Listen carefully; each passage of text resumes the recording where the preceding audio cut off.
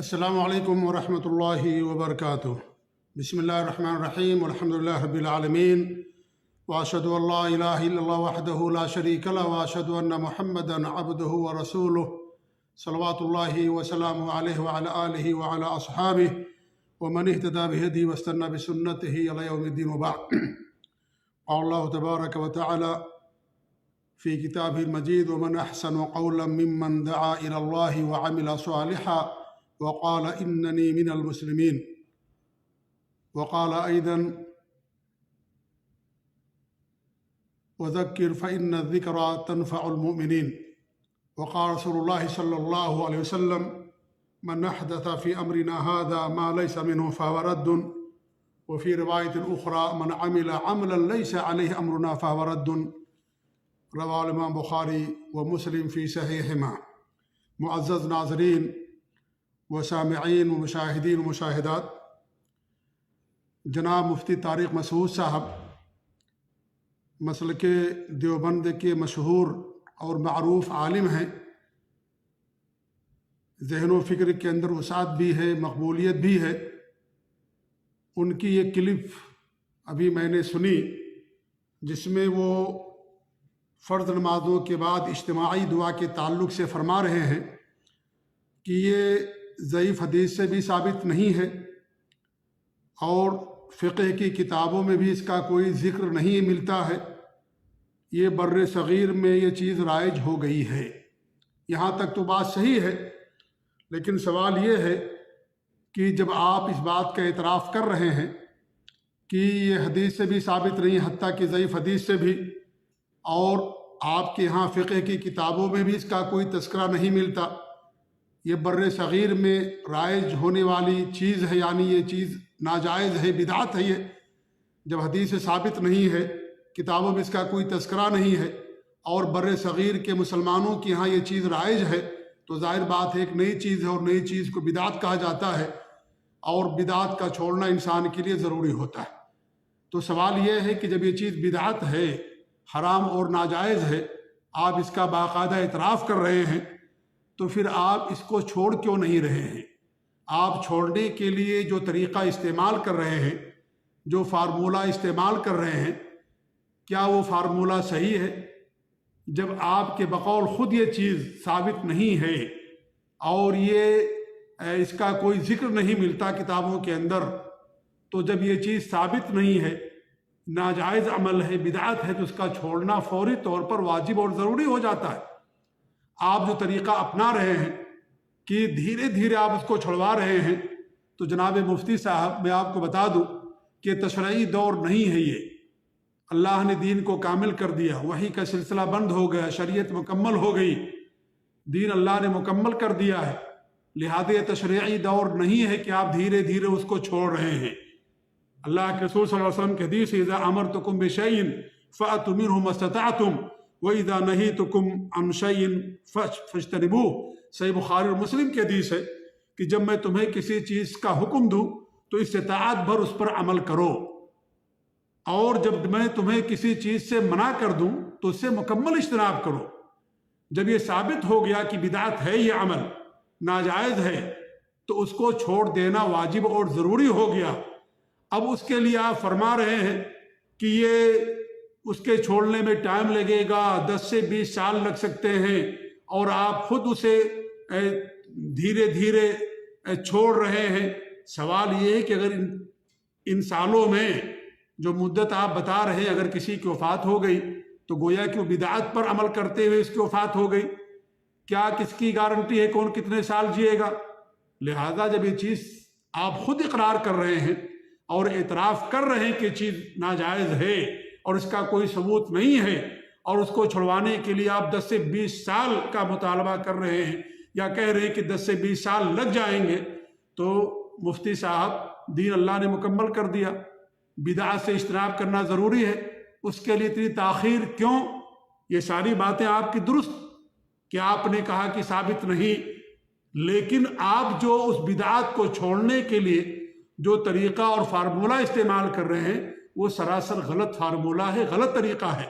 جب یہ چیز بدعت ہو گئی اس کو چھوڑ دیجئے، اور یہ جگر صرف اہل حدیثوں کے پاس ہے، یہ عمل ہندوستان میں اہل حدیثوں کے پاس بھی پہلے تھا، اجتماعی دعا کیا کرتے تھے، لیکن جب تحقیق سے بات ثابت ہو گئی اور علماء نے لوگوں کو منع کر دیا، کتابوں میں لکھ دیا، فوراً لوگوں نے اس کو چھوڑ دیا۔ وہ طریقہ نہیں اپنا جو آپ طریقہ اپنا رہے ہیں۔ درس دیا علماء نے، فوراً چھوڑ دیا اس کو۔ یہ ذہن بنائیے خود اپنا بھی اور اپنی عوام کا بھی کہ ان کے پاس حدیث آ جائے، حدیث پر عمل کرنا شروع کر دیں، بدعات کو چھوڑ دیں۔ یہ نہیں کہ ایک بدعات کو چھوڑنے کے لیے کئی سال درکار ہو جائیں، یہ تشریعی دور ختم ہو چکا ہے۔ یہ شراب دھیرے دھیرے اللہ نے اس کو حرام کیا، لیکن جب حرام ہو گئی تو اس کا پینا جائز نہیں ہے، اس کا ایک قطرہ بھی حرام ہوگا۔ یا آپ نہیں کہہ سکتے کہ کوئی آدمی دن بھر میں 10 بوتل پیتا ہے تو آپ اس سے کہو 1 بوتل پیو، 2 بوتل پیو، یا اس طریقے سے 8 بوتل پیو، دھیرے دھیرے چھوڑو۔ ایک آدمی رشوت لیتا ہے اور وہ رشوت دن بھر میں 10,000 لیتا ہے، آپ اس کو بولیے کہ 10,000 نہیں 9,000 لو، 8,000 لو، دھیرے دھیرے چھوڑو۔ نہیں، جو چیز حرام ہے اس کو مکمل چھوڑنا ہے، اس سے مکمل اجتناب کرنا ضروری ہے۔ اس چیز کو آپ یہ نہیں کہہ سکتے کہ آپ اس کو دھیرے دھیرے چھوڑیے۔ یہ دھیرے دھیرے چھوڑنے والی جو سیاست ہے، غلط سیاست ہے، یہ غلط فارمولہ ہے، کتاب اللہ اور سنت رسول کے موافق نہیں ہے۔ جو چیز حرام ہے اس کا چھوڑ دینا مکمل طور پر ضروری ہے۔ یہ نہیں کہ آپ اسے دھیرے دھیرے چھوڑیں گے۔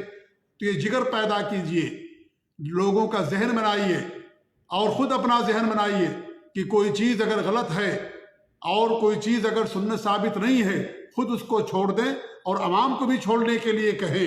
یہ نہیں کہ آپ دھیرے دھیرے چھڑوا رہے ہیں اور اتنے سالوں تک جب آپ اس پر عمل کرتے جائیں گے، اس کا ذمہ دار آخر کون ہوگا؟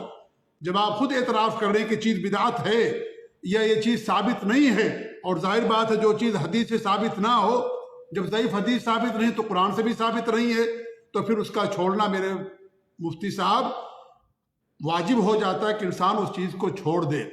اور یہ جگر ہم اہل حدیثوں کے پاس ہے، الحمدللہ ثم الحمدللہ۔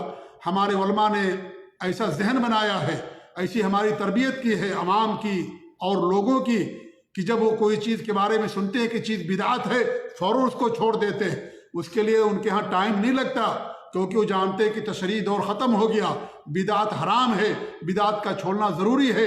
اللہ کے رسول کی حدیث من عمل عملا لیس علیہ امرنا فہو رد، جس نے کوئی ایسا عمل کیا جو ہماری شریعت سے ہٹ کر کے وہ مردود ہے، جس نے ہمارے دین میں ہماری شریعت میں کوئی نئی چیز پیدا کی وہ مردود ہے، اللہ تعالیٰ اسے قبول نہیں کرے گا۔ صحیح بخاری اور مسلم کی روایت ہے۔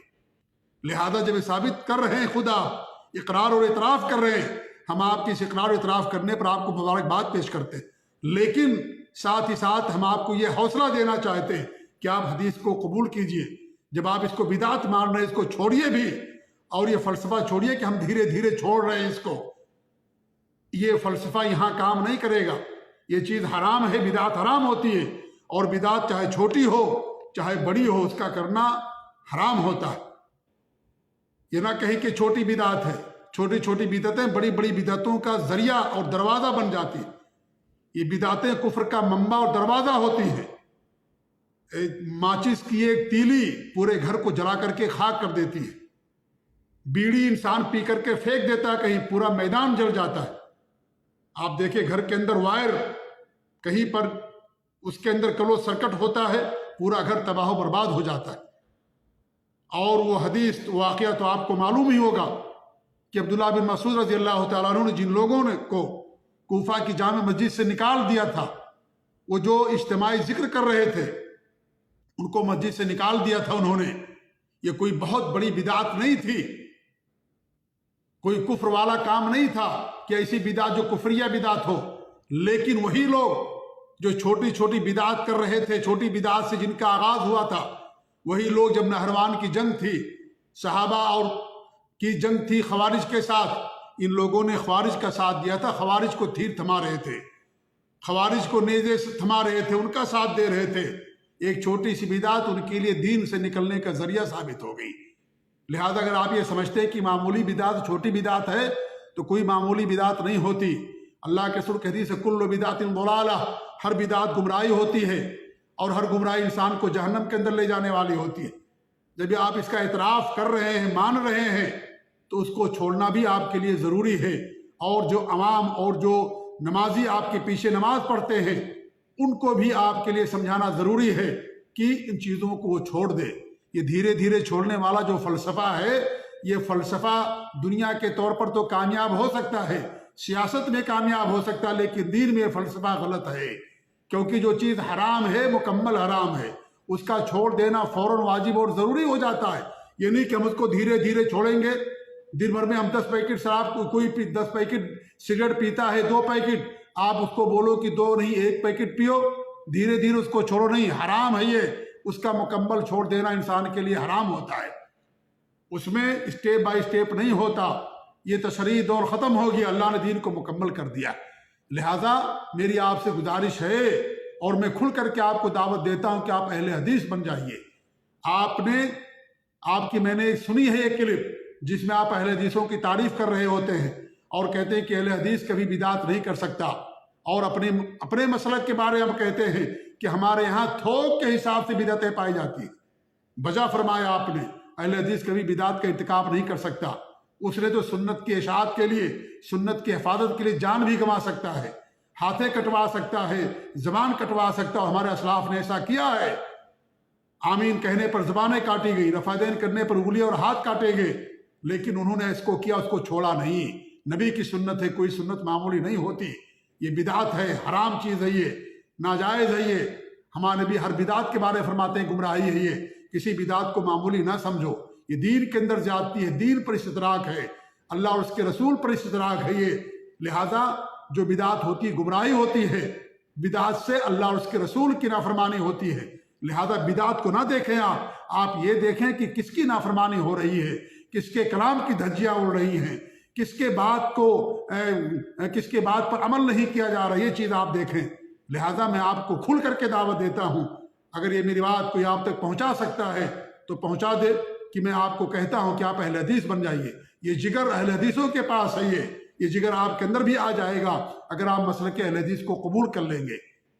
مسلک اہل حدیث ڈنکے کی چوٹ پر اگر کوئی بدعت ہے اس پر عمل نہیں کرے گا، وہ اس کے لیے وقت نہیں لگے گا۔ آبا و اجداد سے بدعت کوئی تھی رائج، لا علمی میں یا تحقیق کی کمی تھی، لوگ عمل کر رہے تھے، ان کو نہیں معلوم تھا، ان کو بتایا گیا، فوراً چھوڑ دیا انہوں نے۔ یہ نہیں کہا کہ ہم تو باپ دادا سے عمل کرتے چلے آ رہے ہیں، صدیاں گزر گئی اس پر عمل کرتے ہوئے۔ کبھی کوئی اہل حدیث یہ نہیں کہتا، ایک عام اہل حدیث بھی بات نہیں کہتا۔ جب اس کو حدیث سنا دی جاتی ہے کہ نبی کا فرمان ہے، یہ صحیح حدیث ہے، یہ فوراً اس عمل کو چھوڑ دیتا ہے۔ وہ نہیں کہتا کہ دھیرے دھیرے ہم چھوڑیں گے، ہماری گٹھی میں چیز پڑی ہوئی ہے، ہم آبا و اجداد سے عمل کرتے چلے آ رہے، نہیں، اس کو فوراً چھوڑ دیتا ہے۔ یہ جذبہ ہونا چاہیے، یہ جذبہ اگر ہے کسی جماعت کے اندر تو مسلک اہل حدیث کے اندر ہے، اہل حدیثوں کے اندر ہے۔ وہ سنت کی قدر، سنت کی عظمت، سنت کی اہمیت، کہ ان کے سامنے کوئی حدیث آگی فوراً عمل کرتے ہیں، بدعات کو فوراً چھوڑ دیتے ہیں۔ جو بدعات سے نفرت ہے، جو مسلک اہل حدیث کے پاسبانوں میں، مسلک اہل حدیث پر عمل کرنے والوں میں یا اہل حدیثوں کے اندر ہے، وہ جذبہ آپ کسی اور کے ہاں نہیں دیکھیں گے۔ سنت پر عمل کرنے کا جذبہ اور بدعات سے نفرت جو پائی جاتی ہے، وہ چیز اہل حدیثوں کے ہاں آپ کو ملے گی۔ آپ کے اندر وسعت ہے، آپ اعتراف بھی کرتے ہیں، اپنے یہاں جو خامیاں آپ کے مسلک میں پائی جاتی ہیں ان کا بھی آپ اعتراف کرتے ہیں۔ اعتراف کر لینا یہ کافی نہیں ہوتا۔ ہمارے بہت سارے بھائی بہت خوش ہوں گے کہ اعتراف تو کر رہے ہیں، اور بھئی اعتراف کرنے سے فائدہ کیا ہے اگر آپ اس پر عمل نہیں کر رہے ہیں، آپ اسے قبول نہیں کر رہے، یہ تو اور بڑا آپ کے خلاف دلیل بن جاتا ہے کہ آپ اعتراف بھی کر رہے ہیں کہ چیز غلط ہے، مان بھی رہے ہیں اور اس پر عمل بھی نہیں کر رہے، یہ تو اور دوہرا جرم ہو جاتا ہے۔ ایک انسان چلو بھائی اس کا اجتہاد کہیں تک لے جاتا ہے اور وہ نہیں مانتا ہے کہ چیز غلط ہے، اور اس کے پاس نہ علم نہیں ہے اور وہ اس کو مان لیجئے صحیح سمجھتا ہے، لیکن آپ تو الگ مسئلہ ہے وہ، لیکن آپ اسے خود اعتراف کر رہے ہیں کہ چیز بدعت ہے، یہ چیز ناجائز غلط ہے، لیکن اس کے باوجود بھی فوری طور پر آپ اس کو نہیں چھوڑ رہے۔ فوری طور پر چھوڑنا ضروری ہے۔ یہ جگر اور یہ ہمت ہم اہل حدیثوں کے پاس ہے الحمدللہ۔ کوئی چیز بدعت ثابت ہوگی فوراً چھوڑ دیتا ہے اہل حدیث، یہ نہیں کہتا کہ ہم برسوں سے اس کو پر عمل کرتے چلے آ رہے ہیں۔ تو الحمدللہ آپ کے ہاں ذہن و فکر کے اندر وسعت پائی جاتی ہے، آپ خامیوں کا جو آپ کے مسلک میں اس کا اعتراف بھی کرتے ہیں اور مسلک اہل حدیث کی تعریف بھی آپ کرتے ہیں. میں نے ایک آدھ کلپ آپ کی سنی ہے، لہذا میں کھل کر کے دعوت دیتا ہوں کہ آپ اہل حدیث بن جائیے، مسلک اہل حدیث قبول کر لیجئے. یہی برحق جماعت ہے اور یہی جماعت حقہ ہے، یہی فرقہ ناجیہ اور یہی طائفہ منصورہ ہے. یہ آپ اس کو قبول کر لیجئے. تو صرف اعتراف کر لینا کافی نہیں ہے جب تک کہ انسان قبول نہ کر لے. بہت سارے لوگ کہتے ہیں کہ اسلام برحق دین ہے، کہتے بھی ہیں لیکن قبول نہیں کرتے. اعتراف کرنے سے کوئی فائدہ نہیں. آپ اعتراف کر رہے ہیں کہ بدعت ہے لیکن عمل کر رہے ہیں اس پر، یہ دوہرا جرم ہو جاتا ہے. آپ اگر پہلے اسے بدعت نہیں مانتے، آپ اسے اگر پہلے جائز سمجھتے تو ایسی تو آپ کے لیے جائز ہو سکتا کیونکہ آپ کا اجتہاد کہتا ہے. لیکن جب یہ چیز ثابت ہے خود آپ کی نظر میں، خود آپ اعتراف کر رہے ہیں کہ چیز حرام ہے، یہ چیز جائز نہیں ہے، سنت سے اس کا کوئی ثبوت نہیں ہے اور یہ بر صغیر میں رائج ہے، یہ بر صغیر کے مسلمانوں میں صرف یہ چیز رائج ہے اور کہیں مسلمانوں کے اندر نہیں پایا جاتا، جس کا صاف مطلب ہے کہ اس کا چھوڑ دینا اب آپ کے لیے ضروری ہو گیا. جب آپ واضح ہو گیا آپ کے اوپر، جب آپ کو بات معلوم ہو گئی، آپ اس حق کو قبول کیجئے. صرف اعتراف کر لینا آپ کے لیے کافی نہیں ہے. خود آپ کہتے ہیں سرب بر صغیر کے اندر ہے اور یہی بدعات کی ایک پہچان یہ بھی ہوتی ہے کیونکہ نبی کی سنت پوری دنیا والوں کے لیے، نبی کا عمل سب کے لیے ہے. بدعتیں علاقائی ہوتی ہیں اور کچھ بدعتیں تو بہت ساری جگہوں پائی جاتی ہیں، لیکن بہت ساری بدعتیں علاقائی ہوتی ہیں، کسی خاص ملک کسی خاص علاقے کے اندر ہوتی ہیں. اس طریقے سے آپ نے کہا کہ بر صغیر کے اندر یہ چیز پائی جاتی ہے اور جگہوں پر یہ چیز نہیں پائی جاتی. لہذا اس کے بدعت ہونے کی بھی واضح دلیل آپ نے پیش کر دی ہے. لہذا اب حق بنتا ہے کہ آپ اس کو قبول کر لیں اور اس کو چھوڑ دیں. خود آپ کے پیچھے جو نماز پڑھتے ہیں ان کو بھی چھڑائیں اور ڈنکے کی چوٹ پر آپ لوگوں سے کہیے کہ بھائی یہ چیز بدعت، اس کو آپ لوگ چھوڑ دیجئے. اللہ تعالیٰ کے ہاں کیا جواب دے ہوں گے آپ؟ اللہ تعالیٰ کے ہاں کیا جواب دیں گے جب آپ پر یہ چیز ثابت ہو گئی کہ چیز بدعت ہے؟ آپ کے لیے ضروری ہو گیا کہ آپ اس کو چھوڑ دیں اور اس کے قریب نہ جائیں. اور عوام کا بھی ذہن ایسا بنائیں کہ جب انہیں بتایا جائے کہ چیز ناجائز ہے فوراً اس کو چھوڑ دیں.